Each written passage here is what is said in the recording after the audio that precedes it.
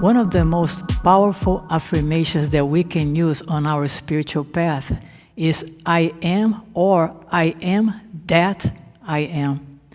And tonight we're going to explore practical ways in which we can use these affirmations to expedite our growth on our spiritual path. We have all been conditioned to believe that we are separate from God, that we are limited, that we are sometimes unworthy, that we are separate from our good, that we are victims of the circumstances of life. And what those affirmations can do to us is to help us transcend this false perception about ourselves. And so I'd like to begin by doing this practical exercise with you right now. And what we are going to do, we're going together to affirm I am, and then we are going to close our eyes for a few seconds and just get in touch with the awareness of being, without any thoughts, without any concepts, just the pure awareness of being. And we're going to do that together a few times. So I encourage you, close your eyes for a moment, take a deep breath, and just say, I am. Get in touch with the awareness of being. I am. I am. Very good. I would like to share with you what Neville Goddard talked about in reference to the awareness of being. He says, and I quote, "The awareness of being is the door through which the manifestation of life pass into the world of form."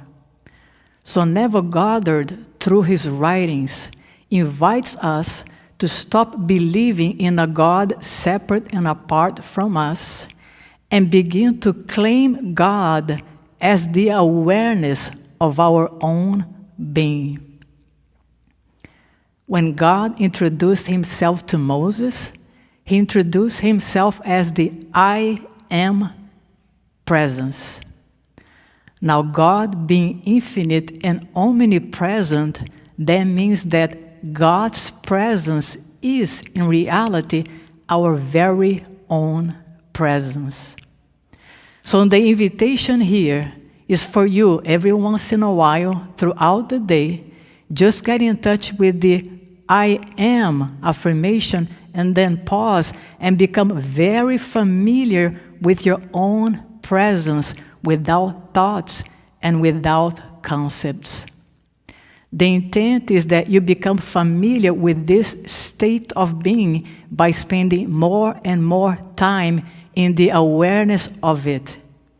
And as you do, you will begin to strengthen your connection with God.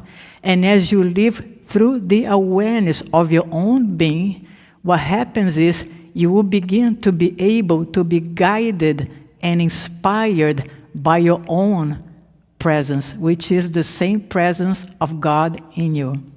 Remember, Neville Goddard is inviting you to claim the identity of God as the awareness of just simply being. Another very powerful way that we can use this affirmation is to begin to add divine attributes to the affirmation. For example, I am one with God. Therefore, I am loved. I am protected. I am abundant. I am endowed with power. I am wisdom itself. I am love. I am wealth. I am peace. See, when we begin to affirm those affirmations and add the divine attributes to it, it's like planting very powerful seeds in our consciousness and subconsciousness. And when we combine that with silence or a short period of meditation right after that affirmation, what we are doing is we are planting powerful seeds and preparing the soil of our consciousness with fertilizer. So when you plant a potent seed in a fertile ground, what happens is eventually you will bear fruit richly. Now notice that I said eventually because there is a process involved. When you plant a seed, you're not going to have a tree in the next day. So there is this process involved in which the seed is going to break up, this little plant is going to come out and eventually become a mighty tree. Same thing happened to us. When we are introduced to those powerful affirmations in the beginning, we may not see the result or the fruitage of it right away. But if we persist with the practice, eventually we're going to see a transformation. See, our subconsciousness have been programmed throughout years, if not decades, to believe in separation and in imitation. Our subconsciousness gets transformed through repetition. So as we begin to repeat and embody those affirmations again and again, eventually they will bear fruit richly. And that is precisely what happened to Myrtle Fillmore, one of the co-founders of Unity. When she began to speak truth to the life of her own body, her body did not respond right away. But nonetheless, she persisted with the practice day in and day out for a couple of years. She not only was able to obtain a full and complete healing, but she became a powerful healer herself. Now, when we begin to affirm, it's very important that we just don't affirm like a parrot, but that we get in touch with the affirmation itself. And if we do not believe what we are affirming, at least we can practice, I'm going to affirm this as if it is true. And then you get in touch with the feeling of it.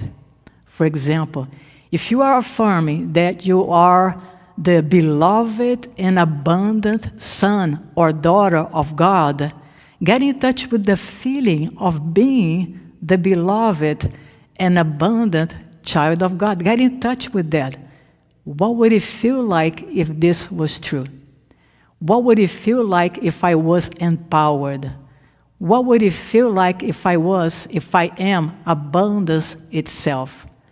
So it's very important that we get in touch with the feeling and the vibration of the affirmation so we can begin to incorporate it and embody them as our own. I was watching a video from Wayne Dyer, and when he was alive, he used to practice I am affirmations every single day. He used to practice I am that I am. And he encouraged us, so to when we say that, to use a divine attribute to relate to that. For example, you can say, I am perfect health. So when you say, I am that I am, you're referring to the fact that you are perfect health. So he would do that again and again, and then he would enter a perfect and complete inner stillness and silence. And what it does is, it begins to spiritualize not only our consciousness, but most importantly, our subconsciousness as well. In the beginning, when we begin to do those affirmations, we seem to be affirming just with an intellectual agreement. But as we continue with the practice, that affirmation is going to go from our head into our heart, to the point that we will begin to become convinced that those attributes that we are speaking out are actually in possession. We are actually in possession of them. And the third way that we can use those affirmations is by beginning to notice everything that is around you and begin to verbalize, I am that I am. I am that I am. I am that I am. And what it does is, it begins to reveal to you that your divine nature is not limited to a physical body, but your divine nature is in and of itself omnipresent. It begins to give you an idea to you of your oneness with everything that is. And I remember one time, Kevin Rice, one of the teachers here of A Course in Miracles, there was a time in his life that he had an accident, so he was experiencing physical limitations because of the accident, and he began to use this affirmation, I am that I am. I am that I am. On and on. And he was able, through this practice, to be able to experience a total and complete healing. Why? Because, as I mentioned before, this practice helps us get out of the perception that we are this limited body and open up our mind to the perception that we are one with everything that is. So in conclusion here, I would like to invite you to be mindful of what it is that you are affirming to yourself. Just pay attention. And if you are affirming limitation, realize that it doesn't have to be that way. If you are affirming that you are not worthy, that you are limited, that you are not intelligent, that you are, whatever it is, if you are affirming those things, be mindful and know that you have the power to choose. And you can begin today to affirm, I am the light of the world, I am strong, I am endowed with power from on high, I am eternal, I am perfect, I am peace, I am love, I am that which I have been looking for. And as you do that continuously, and you combine that with some time of quiet reflection and meditation, you will, like most of the spiritual teachers and masters, be able to bear fruit richly.